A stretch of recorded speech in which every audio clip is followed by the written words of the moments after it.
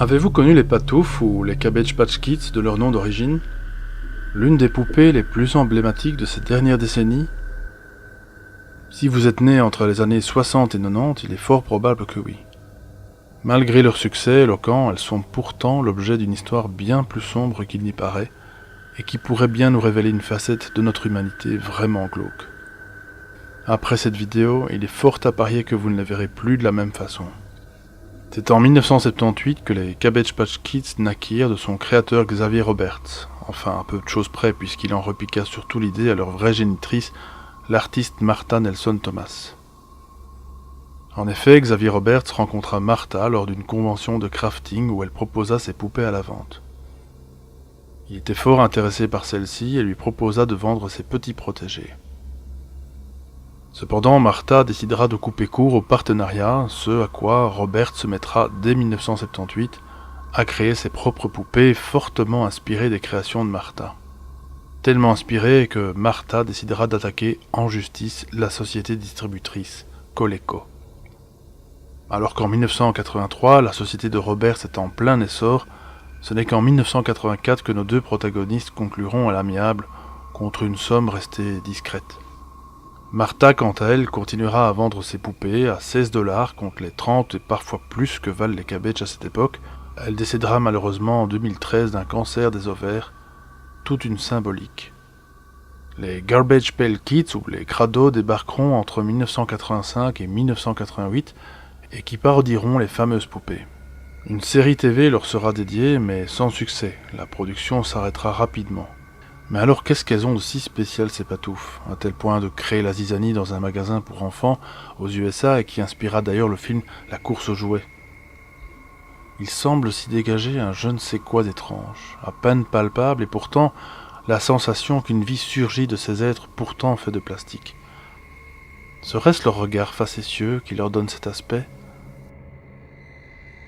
Que dire de leur sourire aux lèvres pincées comme si elles devaient tenir un secret? Aux States, les enfants peuvent même aller visiter l'usine d'où proviennent les chérubins, littéralement une usine à bébés et qui surgissent des choux. Les bambins peuvent alors choisir leur progéniture sur place et les emporter comme on achète son pain chez le boulanger. Il faut savoir qu'à l'achat d'une poupée, vous recevez un certificat de naissance ainsi que des papiers d'adoption. Oui, vous avez bien entendu, des papiers d'adoption. Comme pour rendre un achat encore plus important que n'importe quelle autre poupée que vous pourriez offrir à vos bambins. Pourquoi des enfants seraient nés dans des choux? Ça a autant de sens que de se faire livrer son bébé par une cigogne, et pourtant, le chou symbolise la fécondité, l'abondance, et ce serait un excellent remède pour être fertile. Après tout, le chou ressemble au ventre d'une maman, n'est-ce pas? On connaît aussi notamment ses propriétés anticancéreuses, désinfectantes, cicatrisantes, tonifiantes et calmantes. La feuille de chou soigne aussi les douleurs articulaires, voire de petites blessures en surface. Bref, un peu comme une seconde peau. Une seconde peau. Tiens. Mais le plus étrange est à venir. En France, en Belgique, l'expression « être né dans les choux » date de fin 1800. Bon, et puis c'est surtout une façon d'expliquer naïvement la fabrication des bébés aux enfants de cette époque. Pas comme maintenant, quoi.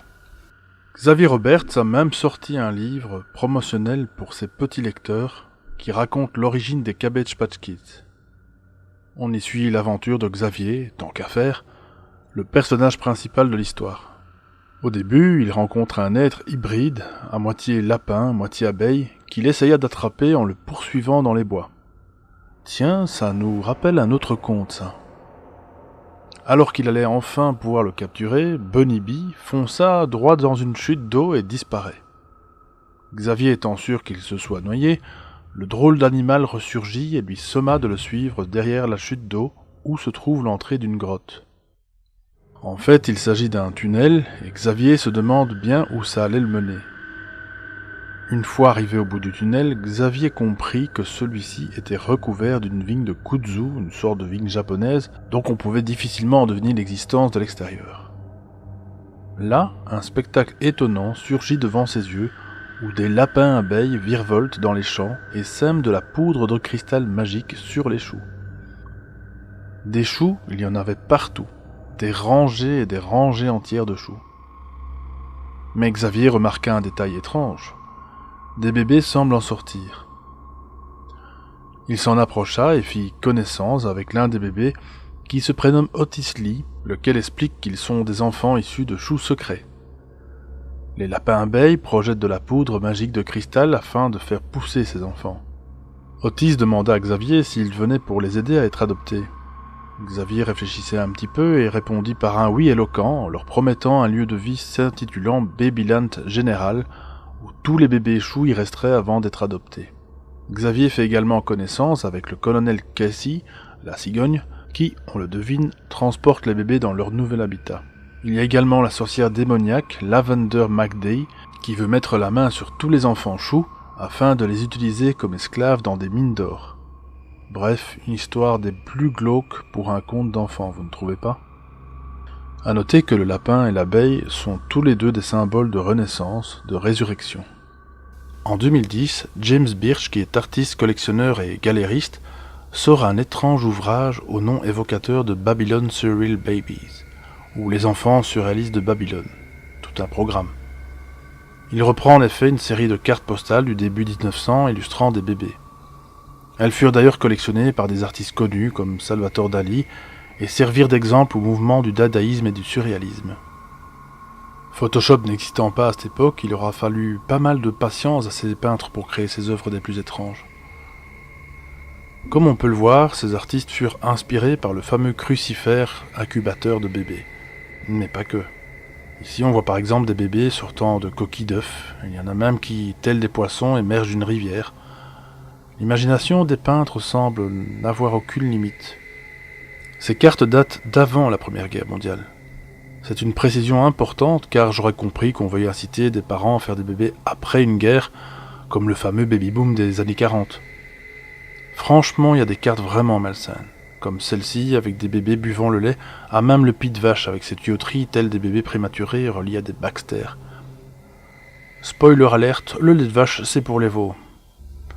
Ah, là c'est mieux. Enfin, qu'est-ce que je raconte ? C'est super malsain, oui. Bref, on l'a compris, la propagande nataliste était le message premier de diffusion de ces cartes postales. D'ailleurs, certaines illustrations sont assez explicites, le fusil à papa ou encore cet écriteau qui parle bel et bien de repopulation. Le problème est que des cartes comme celle-ci, il n'y en a pas 10 ou 20, mais des dizaines et des dizaines. Tant et tant que je ne pourrais vous en montrer le 10e ici. Mais pourquoi avoir créé autant d'illustrations qui diffusent le même message ? 5 modèles de cartes, tout au plus, auraient largement suffi à exploiter le thème, non ? Encore une fois, derrière cette propagande assez naïve, semble s'y cacher une autre vérité bien plus sombre. Une vérité qui dépasse l'entendement. Sur certaines illustrations, on y voit une publicité des plus dérangeantes qui propose des enfants à la vente. Oui, oui, des enfants à la vente. J'aurais préféré croire à une blague de mauvais goût, mais c'est très sérieux. Pourtant, dans certains pays de cette époque, des enfants étaient vendus comme du bétail, de petits esclaves à tout faire, et dans les années 30 aux USA, des enfants vont même être vendus suite au grand krach boursier de 1929. Et si c'est bien évidemment honteux et surtout interdit, il n'y aurait rien d'étonnant à cela vu le contexte géopolitique de l'époque. Mais en France, même si ces enfants sont pour la plupart orphelins, il ne serait pas bien difficile de les vendre. La pauvreté est bien présente en France et donc personne ne se soucierait aucunement de l'avenir de ces rejetons. Au contraire, ils seraient pris en charge, nourris et logés par une nouvelle famille. Seulement, si l'on parle d'adoption, le Code civil français de 1804 indique que l'adoption des enfants n'est autorisée qu'à partir de 1923, soit 20 ans après la mise en vente de ces illustrations, ce qui confirme l'illégalité de la chose. Et puis à qui viendrait l'idée d'acheter un enfant alors que c'est répréhensible à cette époque ? Donc à qui étaient destinées ces cartes postales ? Juste pour faire joli ? Non, c'est trop simpliste. Ces artistes nous auraient-ils trollés ? Si seulement ils furent les seuls. À savoir qu'en 1900, étant l'année de l'exposition universelle à Paris, un court-métrage y fut projeté et réalisé par la première cinéaste de l'histoire du 7e art, Alice Guy. On y voit une femme de bonne famille retirer frénétiquement un à un des nouveau-nés provenant des fameux choux. Et comme si ce n'était pas suffisant, Alice Guy réalisa un autre court-métrage 2 ans après, intitulé « Sage-femme de première classe ». Au prix coûtant de la pellicule, il devait y avoir une réelle motivation à diffuser ce message de repopulation. Dans ce film ici, c'est encore plus clair et limpide. Une vendeuse tente de refourguer des poupées à des acheteuses qui veulent plutôt quelque chose de plus premium, disons. Pas une ni deux, la vendeuse leur propose de la suivre à l'arrière-boutique, dans une serre où on peut cueillir fraîchement des bébés à même le sol. Franchement, ça m'en donne la nausée. Tant de moyens ostentatoires pour promulguer la vente de nouveau-nés. Ça n'a aucun sens. À moins qu'il n'y ait un autre message encore plus sombre. Bien sûr, la première qui nous vient à l'esprit est que les choux pourraient représenter des incubateurs. Et à la même période d'ailleurs, la France fait des progrès en termes de soins pour bébés prématurés. Tellement que le docteur Martin Kowney, d'origine polonaise et ayant fait ses études à Berlin, introduit ces techniques aux States. Il organisa des infantoriums ou foires aux bébés, où il promulgua les bienfaits des incubateurs pour bébés prématurés. Dans des foires? Pourquoi pas dans des universités ou des hôpitaux? Sa première expo se déroulera en 1903 à Coney Island. Officiellement, ces bébés appartenaient à des parents en difficulté financière et pour lesquels ils ne devaient rien au docteur Kowney, en échange de quoi il les affichait contre 25 centimes US par visiteur. Comme des monstres de foire. Mais à y bien regarder, d'étranges slogans sont affichés afin d'attirer les visiteurs. Expo d'enfants vivants. Comment dire? Est-ce utile de le préciser? Ou encore celui-ci. La vie commence dans des incubateurs pour bébés.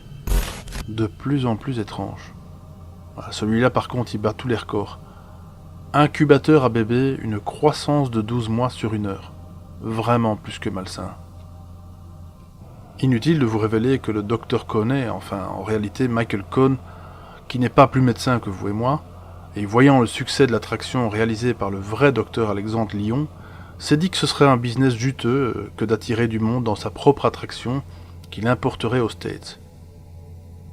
Aidé par de vraies infirmières avec de vrais incubateurs sophistiqués, il aura malgré tout pu sauver pas mal de bébés prématurés. Comme quoi, il y a du bon dans du mauvais. Et si au final, tout ceci ne serait que l'arbre qui cache la forêt? Car ça n'explique pas tout, et encore moins cette propagande française dérangeante. Après tout, les Français doivent-ils être coachés afin d'assurer une hausse des natalités? En 2025, je vois encore bien, mais... Est-ce que je vous ai parlé de ce message troublant figurant sur une des cartes postales décrites auparavant? Un message adressé on ne peut plus clair. Cher L, ne penses-tu pas qu'ils sont très beaux sur l'autre côté de la carte? Si oui, dépêche-toi et commande-en un avant qu'ils ne soient tous vendus. Ça fait froid dans le dos, n'est-ce pas? Ok, en admettant que des orphelins soient proposés à la vente. Encore une fois, pour qui? La population ne préfère-t-elle pas avoir des enfants de leur propre sang, de leur propre chair? Et donc la question est, d'où viennent tous ces orphelins? Avec cet acharnement publicitaire, il semble qu'ils en ont assez pour repeupler une région entière. Certaines illustrations laissent à penser qu'ils font la livraison par bateau, par train, même via les airs. Pour repeupler qui? Quel endroit? Se pourrait-il que ces bébés fassent l'objet d'une manipulation génétique organisée à grande échelle? Après tout, la brebis Dolly ne fut pas la seule à être clonée, ils avaient déjà fait des expériences avec des vaches notamment, et plus récemment avec la fameuse Millie, la Chihuahua Star, clonée 49 fois. 49 fois. Alors avec les humains... Et si au final, la clé se trouvait juste devant notre nez? Les pouponnières tenues par des faux et des vrais médecins qui, sous couvert d'une attraction, en étaient la source. Alors me direz-vous pourquoi les afficher publiquement s'ils peuvent le faire en souterrain? Après tout, les fermes à bébés existent de nos jours. En 2016, en Inde, ils avaient démantelé une ferme avec 30 lits qui étaient installés afin d'y placer des esclaves génitrices. Horrible, mais ce n'est qu'une infime pointe de l'iceberg. Côté cinéma, plusieurs films nous dépeignent au final tous ces secrets. À l'aube du 6e jour, Matrix, La Cité des enfants perdus, ou volés comme c'est le cas chaque année avec plusieurs milliers d'enfants qui disparaissent étrangement. Le clonage en Alien 4 et j'en passe. Celui qui pourrait le mieux illustrer notre sujet est le film Body Snatchers, où des plantes extraterrestres clonent des gens pendant leur sommeil. Mais il y a un autre film qui nous est méconnu et qui semble détenir la palme en termes de symbolique. Si vous êtes anglophone, je vous conseille fortement un film canadien sorti en 2014 et jamais sorti dans nos salles et pour cause. Patchtown décrit une ville où l'on crée des bébés artificiellement dont des choux. Simple hommage à Xavier Roberts ou juste la vérité de notre histoire présentée sur un plateau d'argent? Tant de questions et de réponses auxquelles j'espère pouvoir un jour en apporter des évidences dans de prochaines vidéos. Alors en attendant, n'hésitez pas à me dire dans les commentaires ce que vous pensez de tout ça. Est-ce que vous avez déjà entendu parler de cette histoire? Est-ce que vous avez reçu enfant une patouffe? Merci de m'avoir écouté jusqu'ici, je vous retrouve très bientôt sur Enigma Mundi. Au revoir.